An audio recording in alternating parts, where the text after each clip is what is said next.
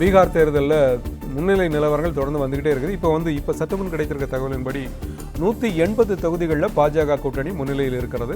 அந்த மாநிலத்தில் பெரும்பான்மைக்கு 122 தொகுதிகளில் வெற்றி பெற்றால் போதுமானது அப்படிங்கிற நிலையில் 180 தொகுதிகளில் பாஜக கூட்டணி முன்னிலையில் இருக்கிறது. வாக்கு எண்ணிக்கை காலை 8 மணிக்கு தொடங்கியது. இப்போ 2.25 மணி நேரம் ஆகியிருக்கிறது வாக்கு எண்ணிக்கை தொடங்கி.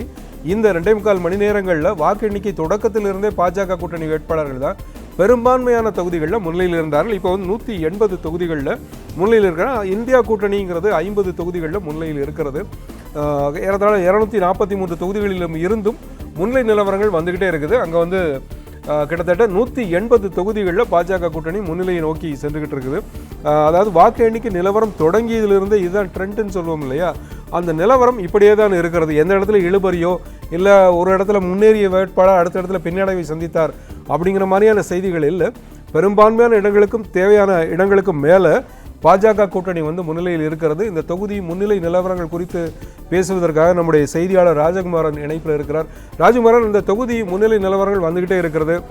தொடர்ந்து பாஜக கூட்டணி முன்னிலை அதிகரித்துக்கிட்டே போகுது. அங்குள்ள கள நிலவரம் என்ன? இன்று காலை வாக்கு எண்ணிக்கை தொடங்கிய பொழுது பாஜக கூட்டணிக்கும் தேஜஸ்வி யாதவுடைய கூட்டணிக்கும் இடையிலான அந்த வேறுபாடு என்பது மிக குறைவாக இருந்தது. கிட்டத்தட்ட ஒரு 10 முதல் 15 இடங்கள் என்ற அளவில் தான் பாஜக கூட்டணியினுடைய முன்னிலை இருந்தது. எனவே காங்கிரஸ் உள்ளிட்ட கட்சியில் இடம்பெற்றிருக்கக்கூடிய தேஜஸ்வி யாதவை முதலமைச்சர் வேட்பாளராக ஏற்று நின்ற அந்த கூட்டணி என்பது ஒரு போட்டியை அளிக்கும் என்று எதிர்பார்க்கப்பட்டது. ஆனால் கொஞ்சம் கொஞ்சமாக அந்த முன்னிலை என்பது அதிகரிக்க தொடங்கி பாஜக கூட்டணி அறுதி பெரும்பான்மையோடு கூட்டணியோடு ஆட்சி அமைக்க தேவையான இடங்களான 122 என்பதையும் கடந்து தற்பொழுது ஏறக்குறைய 180 இடங்களுக்கும் கூடுதலாக தங்களுடைய முன்னிலையை பதிவு செய்து கொண்டிருக்கின்றார்கள். இந்தியா கூட்டணி என்று சொல்லும் வகையில் இடம்பெற்றிருக்கக்கூடிய மகாகத்பந்தன் கூட்டணியை பொறுத்தவரை கிட்டத்தட்ட ஒரு 50 முதல் 60 தொகுதிகள் என்ற அளவில் தான் அவர்களுடைய முன்னிலை இருந்து வருகின்றது. இரண்டு கட்சிகளுக்கும் இடையிலான அந்த வேறுபாடு என்பது தொடர்ந்து அதிகரித்துக் கொண்டே செல்கின்றது. பாஜக கூட்டணி என்பது முன்னிலை பெற்றபடியே செல்கின்றது. கிட்டத்தட்ட 3/2 பங்குக்கும் அதிகமான இடங்களை பெற்று வரலாற்று சாதனை வெற்றியாக பாஜக கூட்டணி இந்த முறை பீகார் மாநிலத்திலே தங்களுடைய முத்திரையை ஆழ பதிப்பதற்கு ஒரு வாய்ப்புள்ள தேர்தலாக இந்த தேர்தல் மாறி இருப்பதை பார்க்க முடிகின்றது. கடந்த காலங்களில் எல்லாம் பாஜக கூட்டணியை பொறுத்தவரை அதிகபட்சமாக 2வது இடம் அல்லது 3வது இடத்தில் தான் பீகார் மாநிலத்தில் இருந்திருக்கின்றார்கள். கடந்த தேர்தலில் மட்டும் ராஷ்டிரிய ஜனதா தளம் லல்லு பிரசாத் யாதவினுடைய அந்த தேஜஸ்வி யாதவ் கட்சியை காட்டிலும் ஒரு இடம் மட்டும் பின்தங்கி இருந்தார்கள். கடந்த தேர்தலிலே பாஜக பெற்றிருந்த வெற்றி என்பது 2வது இடம் என்று சொல்லப்பட்டாலும் கூட அது ஒரு இடம் மட்டும்தான் முன்னிலையில் இருந்த ராஷ்டிரிய ஜனதா தளத்தை விட பின்தங்கி இருந்தது. லல்லு பிரசாத் யாதவினுடைய குடும்ப கட்சி 75 இடங்களை பெற்றிருந்தார்கள். பாஜக 74 இடங்களை பெற்றிருந்தது 2020. அப்பொழுதே பாஜக வட மாநிலங்களில் மீண்டும் பீகார் மாநிலத்திலே தன்னுடைய செல்வாக்கை மீட்டெடுத்திருக்கின்றது. இனி வரக்கூடிய ஆட்சி என்பது பாஜக அங்கம் பெற்ற ஒரு ஆட்சியாகத்தான் இருக்கும் என்று சொல்லப்பட்டது. என்றாலும் தேஜஸ்வி யாதவ் நன்கு இளைஞராக இருந்தார். அந்த மாநிலத்தில் இருக்கக்கூடிய கிட்டத்தட்ட 93 லட்சம் பேர் வெளிமாநிலங்களில் புலம்பெயர்ந்து வாழ்ந்து கொண்டிருக்கின்றார்கள்.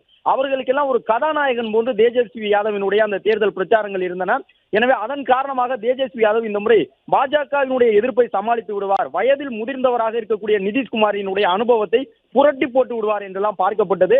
ஆனால் அதையும் கடந்து இந்த முறை பாஜக தன்னுடைய இரட்டை இன்ஜின் சர்க்கார் என்பதை முன்னிறுத்தி பீகார் மாநிலத்தில் மேற்கொண்டிருந்த அந்த பரப்புரைக்கு கிடைத்திருக்கக்கூடிய ஒரு வெற்றியாக இந்த முன்னிலை நிலவரங்கள் பார்க்கப்படுகின்றது.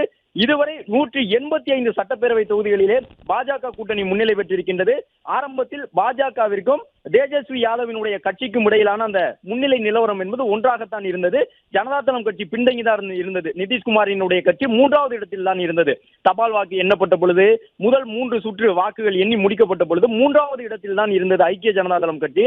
ஆனால் கொஞ்சம் கொஞ்சமாக தேஜஸ்வி யாதவினுடைய ராஷ்டிரிய ஜனதா தளத்தை பின்னுக்கு தள்ளி 2வது இடத்திலே பாஜகவிற்கு அடுத்த இடத்திலே அந்த கூட்டணியில் இருக்கக்கூடிய நிதிஷ்குமாரினுடைய கட்சி நங்கூரமிட்டு நின்று விட்டது.